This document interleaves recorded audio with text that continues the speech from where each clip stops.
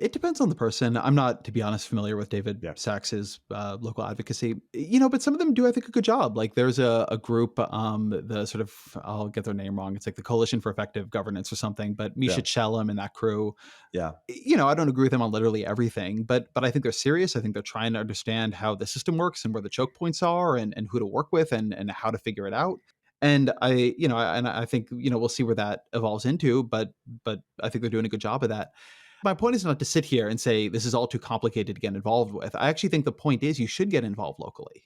And you can identify the difficulty in doing something in San Francisco or something in Fresno in a way that it's hard to say across the entire country, this is what we would do about it, or this is like the generalizable way to say, here's how we would fix it.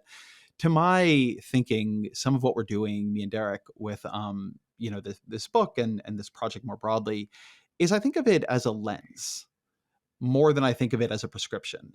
So, going back to sort of my early pieces on this, at the most basic level, I'm just trying to create the question of, or I'm just trying to pose a question of, do progressives do a good job at noticing when their goals are being thwarted by supply side obstruction or slowness or insufficiency in the same way they do on the demand side, right? I think progressives are very good at looking around the economy and saying, hey, people cannot afford health insurance or housing or education, whatever, and we want to try to subsidize that for them.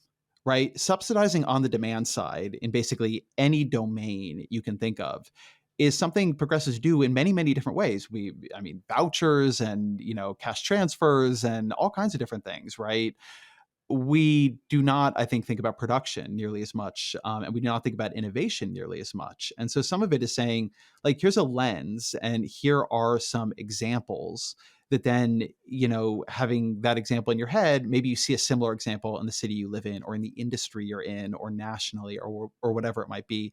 On some level, this is almost a set of metaphors to be applied as much as it is more than it is a guidebook, exactly, or more than it is an attempt to be comprehensive.